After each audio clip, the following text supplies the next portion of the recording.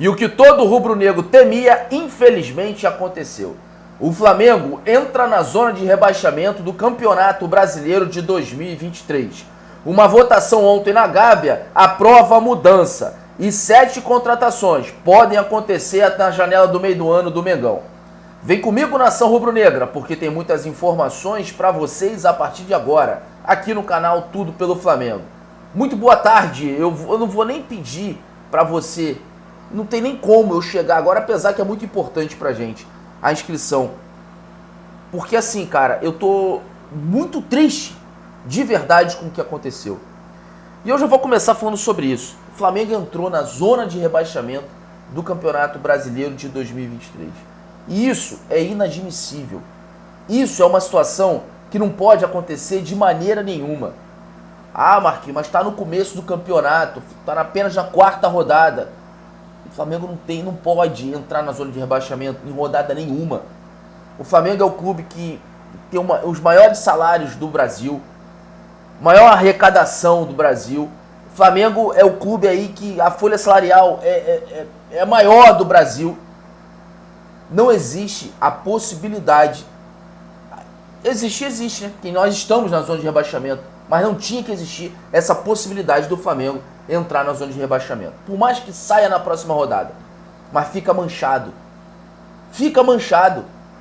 Um clube que investe altíssimo, um clube que arrecada altíssimo, entrar numa zona de rebaixamento porque não está tendo cobrança dentro do Flamengo. Porque não está tendo cobrança da diretoria. Porque não está tendo cobrança e organização e planejamento de todo mundo. Isso é triste pro torcedor. A torcida do Flamengo não merece isso. A torcida do Flamengo é uma torcida engajada que está do lado do time, que compra as ideias. Que se o Flamengo chegou aonde chegou hoje, é por conta da sua torcida. E o torcedor tem que passar por uma situação dessa. O salário em dia. Vergonhoso. Isso é vergonhoso. Tem que torcer pro Fortaleza pra gente não entrar na zona de rebaixamento. Porque o Flamengo não tem a capacidade. Não tem a capacidade de se garantir sozinho. A verdade é essa. A verdade é essa. Com todos os erros que aconteceram. Desde lá de trás, saída do Dorival e muito antes. E muito antes. Então assim, é um absurdo, irmão. É um absurdo. A gente tem que vir hoje. Vergonhoso. A gente tem que vir hoje gravar vídeo, falar sobre Flamengo na zona de rebaixamento. Flamengo na zona de rebaixamento. Com apenas 3 pontos conquistados em 4 jogos. De 12, 3 pontos conquistados. Hoje o Flamengo é o 17º. Corinthians passou o Flamengo. E o Botafogo está na liderança no Campeonato Brasileiro com 12 pontos. 100% de aproveitamento. Ganhou os 4 jogos. Olha a folha salarial do Botafogo e olha a do Flamengo. Dá uma analisada. Olha, é absurdo. E olha só, não tem que admitir, não tem que imaginar Flamengo em zona de rebaixamento. A gente não tem que aceitar. O torcedor rubro-negro não tem que aceitar. Não tem que aceitar. Essa situação de estar apenas na 4ª... Ah, tá na 4ª rodada, Marquinhos. Não tem que aceitar. Não pode. O Flamengo não pode estar na zona de rebaixamento. Não pode. E não pode também fazer essa campanha de 2023 ridícula. 11 derrotas em 2023. E apenas no mês de maio. Apenas no mês de maio. Se você pegar aí 2019, que é o ano recente mais histórico aí do Flamengo, o Flamengo teve apenas 9 derrotas no ano. No ano. De 2015 pra cá, o pior ano do Flamengo foi 2015. 22 derrotas. O Flamengo já chegou na metade, em maio. 22 derrotas no ano. O Flamengo já chegou com 11 derrotas no mês de maio agora de 2023. A metade do pior, um dos piores anos da história do Flamengo. Vocês terem uma noção. Então assim, é isso que a gente tem que cobrar. É isso que a gente cobra.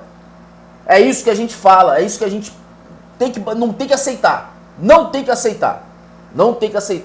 E outra coisa, a diretoria votou ontem, o Conselho Deliberativo do Flamengo votou ontem na Gávea, a diminuição aí do sócio AFRI. Não tem nada a ver isso com sócio torcedor. Sócio torcedor é uma coisa, esse aqui é outra coisa. Para vocês entenderem, é quem vota para presidente é quem vota para presidente do Flamengo, lá dentro da Gávea.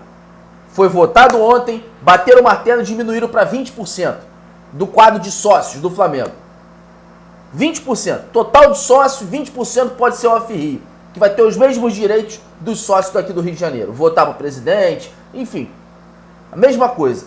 A justificativa é que estava tendo muita fraude. Muita fraude. Ou seja, sócios aqui do Rio de Janeiro estavam fazendo sócio off-Rio, que era mais barato. Era R$ 64,00 ano passado, aumentou para 170 e agora está 264. A tentativa deles de diminuir isso, essa fraude. E aí, sócio do Rio estava fazendo lá fora para poder ter direito de votação e mudar a história de presidência do Flamengo. Aí foram lá, votaram ontem e aprovaram. É muito mais fácil de resolver essa situação, só que dá trabalho. Dá trabalho. E aí foram lá e limitaram para 20%. Mudaram algumas outras coisas também, né? Como, por exemplo, não tem mais aquele negócio de chapa roxa, chapa branca para presidente, vai ser número agora, chapa 1, chapa 2, chapa 3.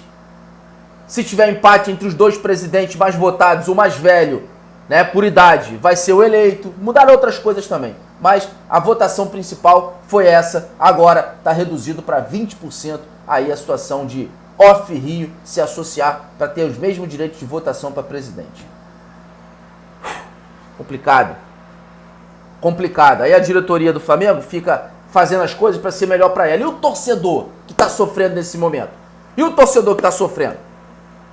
Vendo o Flamengo na zona de rebaixamento. Esse papel ridículo que está sendo feito. Esse papel ridículo. Não dá, irmão. Não dá. Bom, é importante a gente pedir aqui o like para vocês. É importante, a gente não tem nem clima para pedir, mas é importante você se inscrever, você deixar o seu like para que a nossa cobrança chegue cada vez mais longe e mais pessoas, chegue dentro do Flamengo, para que dê uma chacoalhada também. Então se inscreve, você que chegou até aqui e não se inscreveu, clica nesse botão, se inscreve, aciona o sininho da notificação, compartilha também esse vídeo o máximo que você puder nas suas redes sociais, no seu grupo de WhatsApp, deixa o seu like, isso é muito importante. Galera que está assistindo a gente aqui pela nossa página no Facebook, compartilha também na sua página pessoal, segue e curta a nossa página aqui. Vamos falar sobre grana nos cofres do Flamengo, porque o Grêmio monitora a situação do ex-jogador do Flamengo, o Rodrigo Muniz. Que tal o Flamengo vendeu ele pro Fulham da Inglaterra por 8 milhões aí, de euros. Pô, Marquinhos, mas o que 50 milhões de reais na época?